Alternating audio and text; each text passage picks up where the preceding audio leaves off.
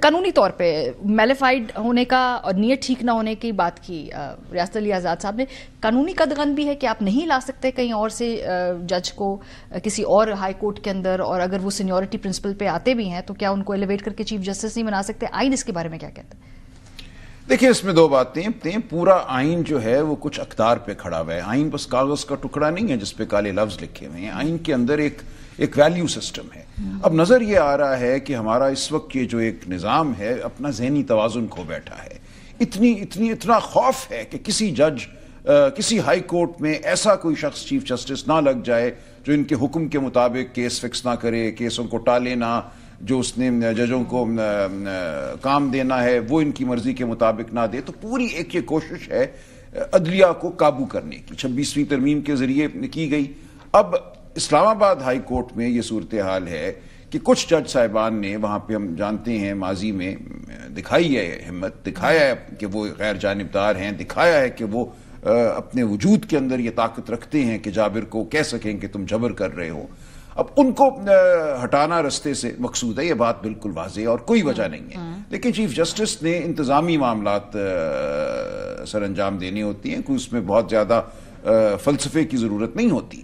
یہ کہنا کہ تم چیف جسٹس نہیں بنو گے, ہم باہر سے 15ویں نمبر جیسا کہ اب کہا جا رہا ہے کسی شخص کو لائیں گے یہاں چیف جسٹس بنانے کے لیے, تو بالکل ایک اعلان ہے یہ کہ ہمیں ایک مطیع اور تابع ہائی کورٹ چاہیے, اس لیے ہم لا رہے ہیں.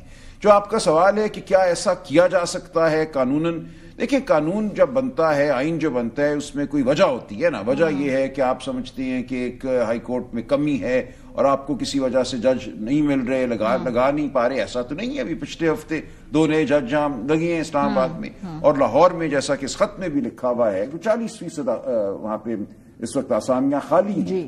تو وہاں سے ایک جج کو یہاں لانا, وہاں جو آسامیاں ہیں ان کو اور بڑھا دینا, بالکل یہ کوئی بات سمجھ میں نہیں آتی. اور اب یہ پورا معاملہ جو ہے چیف جسٹس پاکستان یا آفریدی صاحب کے ہاتھ میں ہے, وہ اگر اپنی منظوری نہیں دیتے تو پھر یہ نہیں ہوگا. اس میں صدر پاکستان کو بھی فریق بنایا گیا, ویسے یہ دلچسپ بات ہے. اس میں کیوں ایسے, دیکھیں صدر پاکستان نے کیا خیال ہے کہ اس کو صدر پاکستان کو بھی اس میں ایڈریس کیا گیا ہے؟ کیوں نہ کریں. دیکھیں صدر پاکستان نے, کیونکہ یہ معاملہ تو صدر پاکستان نے انیشیٹ کرنا ہے نا, انہوں نے کنسلٹیشن مشاورت کرنی ہے چیف جسٹس پاکستان سے, ان دونوں چیف جسٹس صاحبان سے جن کے کورٹوں میں یہ تبادلہ ہونا ہے. اگر high court Lahore high court سے اسلام آباد آنا ہے تو لاہور ہائی کورٹ کی چیف جسٹس سے بات کرنی ہوگی, اسلام آباد ہائی کورٹ کی چیف جسٹس سے بات کرنی ہوگی. اس لیے ٹھیک انہوں نے سب کو مخاطب کیا ہے کہ آپ سب لوگ آئین کی جو اختیار ہیں ان کا تحفظ کیجئے. جو ایک منصوبہ ہے ایک ہائی کورٹ کو بالکل زیر کرنے کا, اس کا حصہ نہ بنیں. اس کا مستقبل آپ پچھلے والے خط سے کچھ مختلف دیکھ رہے ہیں یا کوئی اور آپ کی کوئی اور خوش گمانی بھی ہے؟ دیکھیں اس میں تو آسان ہے نسبتاً معاملہ. پچھلے خط میں تو یہ تھا نا کہ ایک تحقیق کی جائے, تفتیش کی جائے کہ کون یہ کر رہا تھا. ہم جانتے تو ہیں کون کر رہا تھا, لیکن بہرحال انہوں نے تقاضا کیا کہ آئندہ کے لیے کوئی لائحہ عمل دیا جائے ہمیں کہ ہم کیا کریں ایسی صورت میں جب ہمارے کمروں میں گھروں میں ہمیں آلے نصب ملے.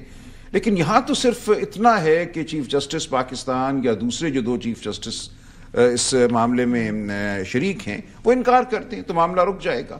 اس میں تو صرف انہوں نے انکار کرنا ہے, انہوں نے کہنا ہے کہ ہم اپنے ادارے کی جو عزت ہے اس کو اس طرح پامال نہیں ہونے دیں گے. تو یہ بہت آسان, سادہ معاملہ بالکل آسان معاملہ اور کم controversial as compare to that.